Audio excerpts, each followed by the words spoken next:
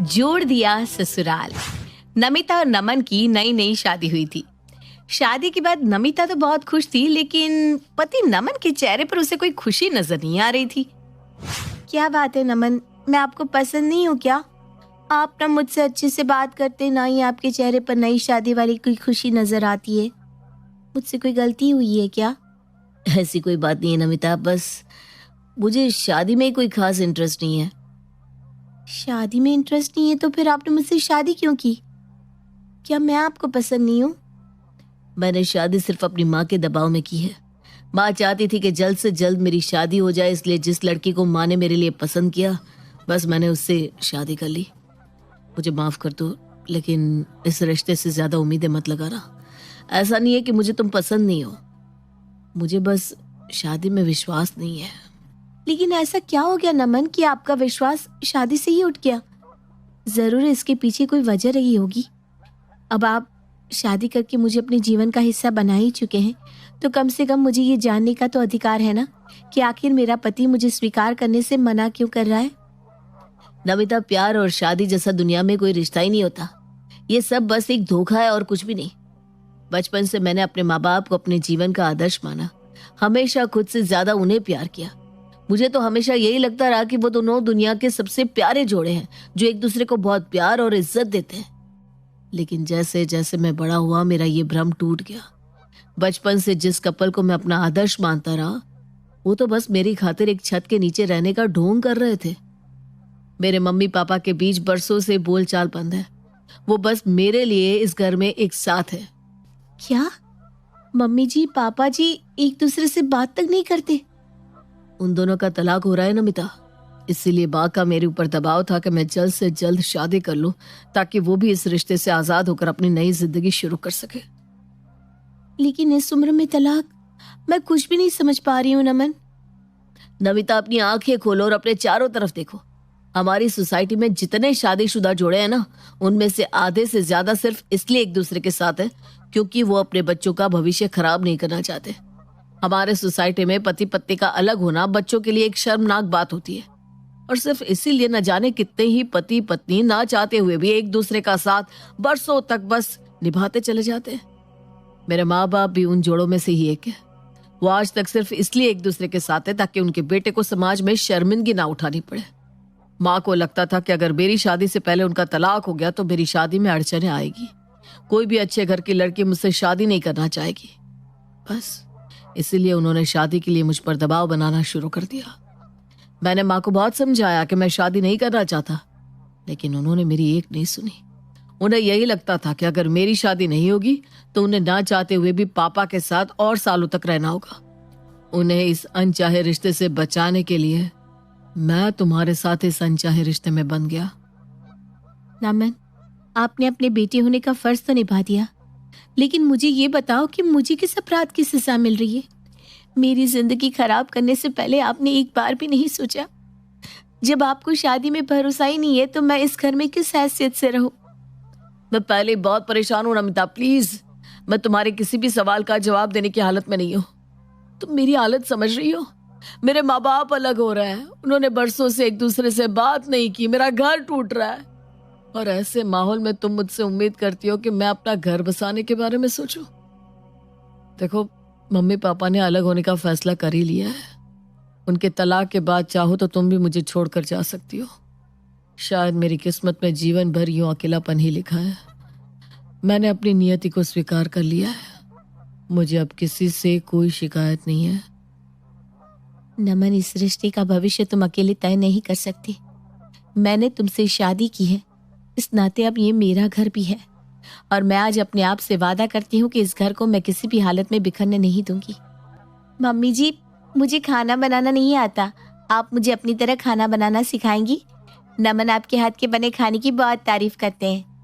हाँ बेटा, क्यों नहीं। मेरी तो कोई बेटी ही नहीं है, आज से तू ही मेरी बेटी। जो तुझे सीखना हो मुझे बता देना, मैं तुझे सब कुछ सिखा दूंगी। मम्मी जी, आप सबसे पहले मुझे अच्छी सी चाय बनाना सिखा दीजिए, बिल्कुल वैसी जैसी पापा जी और नमन को पसंद आए। मेरी मम्मी कहती है कि आदमी के दिल का रास्ता पेट से होकर जाता है। अगर आप मुझे सबकी पसंद नापसंद के अनुसार खाना पकाना सिखा देंगी तो मुझे सबके दिल में जगह बनाने में कम समय लगेगा। अच्छा ठीक है, जब तुझे बेटी बना ही लिया है तो मैं खुशी खुशी तुझे सब सिखाऊंगी। तेरे पापा जी और नमन दोनों को ही मसाला चाय पसंद है। इसके लिए मसाला तैयार करना मैं तुझे सिखा दूंगी। मेरे मसाले से तू चाय बनाएगी ना तो दोनों बाप बेटा खुश हो जाएंगे। और तेरे पापा जी को तो सुबह सुबह अच्छी चाय पिला दो तो समझ लो उनका दिन बन गया। मम्मी जी की बातों से तो ऐसा लग रहा है जैसे वो अभी भी पापा जी की बहुत परवाह करती हैं। उन दोनों के बीच अभी भी सब कुछ खत्म नहीं हुआ है। अगर मैं कोशिश करूं तो हो सकता है उनके बीच की बर्फ पिघल जाए और मम्मी पापा अपने रिश्ते को एक मौका और देना चाहें। सास के हाथ से ससुर राकेश की पसंद की चाय बनवाने के बाद वो चाय लेकर अपने ससुर के कमरे में जाती है। पापा जी, मम्मी ने आपकी पसंद की चाय बनाकर भिजवाई है। कह रही थी अपने पापा को चाय दिया, उन्हें समय से चाय न मिले तो उनके सर में दर्द होने लगता है। वैसे एक बात कहूँ पापा जी, मम्मी जी आपकी इतनी चिंता करती हैं कि बस मेरे मन में यही ख्याल आता है कि आप दोनों के रिश्ते को किसी की नजर ना लगे। तुम्हें कोई गलतफहमी हुई होगी बेटा। तुम्हारी सास ने ये चाय का कप मेरे लिए नहीं, नमन के लिए दिया होगा। नहीं नहीं पापा जी, मम्मी जी ने स्पेशली ये चाय आपके लिए ही बनाई है। अब पीकर तो देखिए, जैसी आपको पसंद है ना, कड़क मसाला चाय, बिल्कुल वैसी ही बनाई है उन्होंने। राकेश जैसे ही चाय का पहला घुट भरता है उसके चेहरे पर मुस्कान खिल जाती है। बात तो तुम्हारी बिल्कुल सही है बेटा। चाय तो ये तुम्हारे सासू माँ के हाथ की है। अरे उसके हाथ की चाय तो मैं आंख बंद करके बस खुशबू से पहचान सकता हूँ। बहुत दिनों बाद इतनी बढ़िया चाय पीने को मिली है। तुम्हारी सास ने सारा काम नौकरों के ऊपर छोड़ रखा है और नौकरों के हाथ में वो स्वाद मुझे आता ही नहीं। वो तो आपके चेहरे की खुशी बता रही है पापा जी कि आप मम्मी जी के हाथ की चाय को कितना मिस कर रहे थे। वैसे आप चिंता मत करिए, अब किसी नौकर के हाथ का खाना आपको नहीं खाना पड़ेगा। अब से खाना मैं और मम्मी जी बनाया करेंगे। मम्मी जी के हाथ की चाय पीकर ही पापा जी का चेहरा बिल्कुल खिल गया। जैसे ही उन्हें पता चला मम्मी जी ने अपने हाथों से चाय बनाकर उनके लिए भेजी है, उनकी खुशी का कोई ठिकाना ही नहीं था। इसका मतलब पापा जी मन ही मन अभी भी मम्मी जी को बहुत प्यार करते हैं। अगले दिन नमिता सास से कहकर ससुर जी के लिए उनकी पसंद का खाना बनवाती है। पापा जी लीजिए, मैं आपका खाना लेकर आपके कमरे में ही आ गई हूँ। मम्मी जी को ना आपकी बहुत चिंता हो रही थी, कहने लगी जल्दी से पापा जी को खाना खिला दे, वरना अगर वो सो गए तो फिर 2 घंटे पहले जागेंगी नहीं। अरे वाह बेटा, ये खाना तुम्हारी सास ने बनाया है ना? नहीं नहीं, मम्मी जी ने नहीं बनाया, खाना तो मैंने बनाया है। और ये बात कहने के लिए तुम्हें तुम्हारी सास ने ही कहा होगा कि पापा जी को कहना मत कि खाना उसने बनाया है ना? आपको कैसे पता चला? मम्मी जी नहीं चाहती थी कि आपको ये बात पता चले, लेकिन आपको राज की बात बताओ, आज उन्होंने सारा खाना आपकी पसंद का बनाया है, बस आपको जताना नहीं चाहती थी। अरे बेटा, 26 साल हो गए मेरी शादी को। तेरी सास और उसके हाथ के बने खाने को मैं बहुत अच्छी तरह जानता हूँ। पापा जी, मम्मी जी के बर्थडे के लिए मैं एक सरप्राइज गिफ्ट प्लान कर रही हूँ। आप मेरी हेल्प करेंगी कि मैं उनके लिए किस कलर की साड़ी लूँ जो उनको पसंद भी आ जाए और उनके ऊपर अच्छी भी लगे। अगर तुम जानकी के लिए साड़ी लेना चाह रही हो ना, तो खादी कॉटन की ही साड़ी लेना। उस पर बहुत अच्छी लगती है और उसे पसंद भी खूब आती है। क्या? खादी कॉटन? वो कौन सा कपड़ा होता है? मैंने तो नाम भी पहली बार सुना। पापा जी बुरा न माने तो क्या आप मेरे साथ चलकर माँ के लिए साड़ी पसंद करने में मेरी मदद कर सकते हैं? आपको तो 26 साल का अनुभव है ना, माँ के ऊपर क्या अच्छा लगेगा आपसे बेहतर कौन बता सकता है? अब तुम मुझे पिता समझकर इतना मान सम्मान और प्यार दे रही हो, तो ऐसा भी तो नहीं कर सकते ना कि तुम्हारी बातों से इनकार कर दे। ठीक है, मैं तुम्हारे साथ बाजार चलने के लिए तैयार हूँ। राकेश जी अपनी बहू के साथ बाजार जाते हैं और बहू नमिता को सास की पसंद की 2 साड़ियाँ दिलवा देते हैं। मम्मी जी, आपके बर्थडे के लिए पापा जी ने ये साड़ियाँ भिजवाई है, अगर आपको पसंद आए तो आप शाम को यही साड़ी पहनकर तैयार होना। ये सब क्या हो रहा है? इतने साल बाद अचानक इन्हें मेरा जन्मदिन कैसे याद आ गया? और ये खादी कॉटन की गुलाबी साड़ी, ये तो वाकई इन्होंने ही खरीद कर भिजवाई है। सिर्फ यही तो जानते हैं कि मुझे क्या पसंद है और क्या नहीं। क्या अभी भी इनके दिल में मेरे लिए इतनी जगह बची है कि जन्मदिन के लिए इन्होंने खुद खरीद कर साड़ी भिजवाई है? नहीं नहीं नहीं, ये आदमी इतनी आसानी से सुधरने वाला नहीं है। जरूर बहू को दिखाने के लिए यह सब नाटक कर रहा है। मुझे तो लगता है इस नाटक को ज्यादा लंबा खींचने का कोई फायदा नहीं है। अब समय आ गया है कि बहू को सब कुछ सच सच बता दिया जाए। दरवाजे के बाहर कान लगाकर सास की बात सुनती नमिता सोचती है, मुझे इतना तो समझ में आ गया है, मम्मी जी और पापा जी के बीच अभी सब कुछ खत्म नहीं हुआ। प्यार की एक चिंगारी अभी तक बाकी है। जिसे मैंने जरा सी हवा दी तो उसने लौ पकड़ने की पूरी कोशिश की। मतलब जरूर इनकी तलाक के पीछे कोई बहुत बड़ी गलत फहमी है, जिसके नीचे इनका प्यार दब कर रह गया है। अगर गलत फहमी की धूल साफ करके देखेंगे तो शायद प्यार ही प्यार नजर आएगा। अगले ही दिन सास जानकी बहू नमिता को अपने और राकेश के रिश्ते की सच्चाई बताने के लिए अपने पास बुलाती है। देखो बेटा, अब तुम कोई मेहमान नहीं हो, हमारे घर के बहू हो और सच में बहुत प्यारी बच्ची हो। तुम्हारे परिवार में सबके लिए प्रेम और आदर देखकर मुझे तुम पर बहुत गर्व महसूस होता है। अगर मेरी कोई बेटी होती तो वो बिल्कुल तुम्हारी तरह ही होती। बेटा, एक जरूरी बात तुम्हें बताना चाहती हूँ।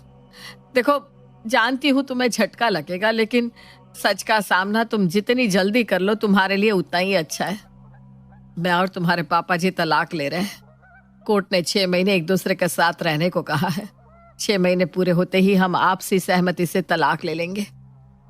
लेकिन मम्मी जी, शायद पापा जी ये तलाक नहीं चाहते।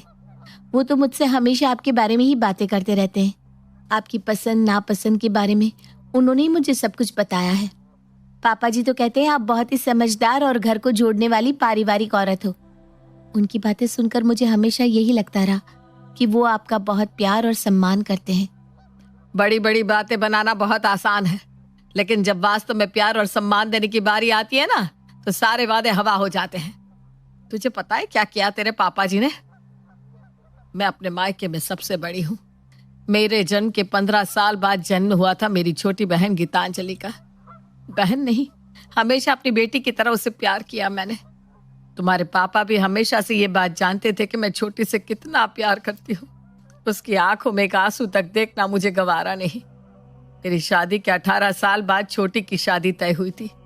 घर में सब बहुत खुश थे। मेरी छोटी के लिए पापा बिल्कुल राजकुमार जैसा लड़का ढूंढ कर लाए थे। सब कुछ बहुत अच्छा चल रहा था। राकेश अपने डिपार्टमेंट के काम से आउट ऑफ स्टेशन गए हुए थे। तिलक वाले दिन जब ये वहां पहुंचे तो पता नहीं इन्हें क्या हो गया। ये छोटी के होने वाले पति से बहस करने लगे। बातों से शुरू हुई इनकी लड़ाई कुछ ही देर में हाथापाई में बदल गई और लड़के वाले गुस्से में रिश्ता तोड़कर चले गए।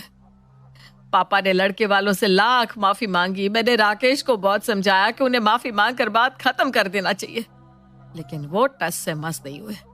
बारात वाले दिन छोटी इंतजार करती रह गई, लेकिन वो लोग बारात लेकर नहीं आए। छोटी ये सदमा झेल ना सकी और गहरे डिप्रेशन में चली गई। उसे सामान्य होने में लगभग 1 साल का समय लग गया।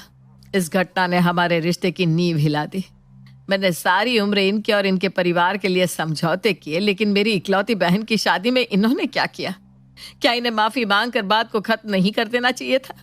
क्या मेरी बहन का जीवन इतना सस्ता है कि अपने अहम के आगे उन्होंने मेरी बहन को बलि चढ़ा दिया? मेरे सवालों का इनके पास कोई जवाब नहीं है। इस घटना के बाद मेरी बहन ने शादी नहीं की। 32 साल की उम्र में वो आज भी कुंवारी बैठी है। अब तुम ही बताओ, क्या मुझे राकेश को माफ कर देना चाहिए? क्या मैं गलत हूं? राकेश के कारण मेरी इकलौती बहन की जिंदगी दांव पर लग गई और पापा का अपमान हुआ सो अलग। बोल चुकी तुम, सुना ली अपनी अधूरी कहानी। जिस बहन का हवाला देकर तुम बरसों से मुझसे बात नहीं कर रही हो, अगर सच्चाई तुम्हें पता लग गई ना तो तुम्हारे पैरों के नीचे से जमीन सरक जाएगी। आज मैं सारी कस्मों को तोड़कर तुम्हें वो सच बताता हूं जो तुमने कभी सुनना या समझना ही नहीं चाहा। तुम्हारे पापा गीतांजलि के लिए कोई राजकुमार ढूंढ कर नहीं लाए थे। छोटी उस लड़के से प्यार करती थी, लेकिन वो एक छटा हुआ बदमाश था। उसने छोटी के प्यार का गलत फायदा उठाया और उसका MMS बनाकर छोटी को धमकाने लगा। छोटी ने रोते हुए मुझे सारी बात बताई। मैं पुलिस में था, इसलिए मैंने उस लड़के को थाने बुलाकर डराया धमकाया तो उसने आगे से छोटी से ना मिलने का वादा कर दिया। लेकिन उसके पास जो वीडियो था, अब वो उसे वायरल करने की धमकी देने लगा। हमारे पास कोई चारा नहीं बचा था, इसलिए मेरे मना करने पर भी पापा जी लोक लाज के डर से छोटे का रिश्ता उसके घर लेकर पहुंच गए। उसने भी शादी के लिए हामी भर दी। तिलक के दिन जब मैंने उसे देखा तो मेरा खून खौल उठा। उसने एक बार फिर से बातों का बतंगड़ बनाकर मुझसे बदतमीजी की और वीडियो वायरल करने की धमकी देने लगा तो मेरा हाथ उठ गया। वो लोग रिश्ता तोड़ने की धमकी देने लगे। गीतांजलि डर गई कि कहीं वो वीडियो वायरल ना कर दे, इसलिए टेंशन में वो बिल्कुल बेसुध हो गई थी। उसे गम शादी टूटने का नहीं था, बल्कि उस वीडियो के वायरल होने का था। छोटी की चिंता दूर करने के लिए मैंने उस लड़के को उठाकर लॉकअप में डाल दिया। घबराहट में उसे बता दिया कि वो वीडियो उसके लैपटॉप में है। मैंने वो वीडियो लेकर डिलीट कर दिया। गीतांजलि तो बच गई, लेकिन इस आग के छींटे मेरे घर पर गिर पड़े और मेरी गृहस्थी जलकर खाक हो गई। छोटी छोटी करके जिस बहन के लिए तुम सालों से आंसू बहा रही हो, मैंने भी उसे अपनी बेटी समझकर ही प्यार किया। जितना बन पड़ा उसके लिए किया। वो रिश्ता टूटा, उसमें छोटी की ही भलाई थी। जीवन भर रोने से अच्छा है कि छोटी 1 साल रोकर संभल तो गई। छोटी ने ही मुझे कसम दी थी कि मैं तुम्हें कुछ ना बताऊं। अपने भतीजे और बड़ी बहन की नजरों में गिरना नहीं चाहती थी वो, इसलिए आज तक मैंने अपनी जुबान पर ताला लगा कर रखा। तुम्हें तलाक चाहिए ना, मिल जाएगा तलाक। मुझे माफ कर दो, मेरी आंखों के सामने इतना सब कुछ होता रहा और मैं कुछ समझ ही ना पाई। शायद दोष मेरे प्यार में रहा कि ना मैं छोटी की अपनी बन पाई और ना अपने पति की। शायद मैं इतनी कठोर थी कि छोटी मुझसे कभी सच कह ही नहीं सकी। क्या आप अभी भी मुझे माफ कर सकते हैं? क्या इस घर में मेरे लिए जगह बची है? ये घर तो तुम्हारा ही है जानकी। मैंने तो 26 साल पहले ही सब कुछ तुम्हें सौंप दिया था। जानकी और राकेश के बीच की गलतफहमी दूर हो गई थी। आज बरसों बाद दोनों ने साथ मिलकर जानकी के जन्मदिन का केक काटा था। दो रिश्तों का नया जन्म मुबारक हो नमिता। तुमने इस परिवार को बिखरने से बचा लिया। माँ पापा फिर से मुस्कुराने लगे। मैं तुम्हारा बहुत बहुत आभारी हूँ। नमन ने आज सच्चे दिल से नमिता को अपनी पत्नी स्वीकार कर लिया था। आज जानकी निवास में खुशियां ही खुशियां दिखाई पड़ रही थी।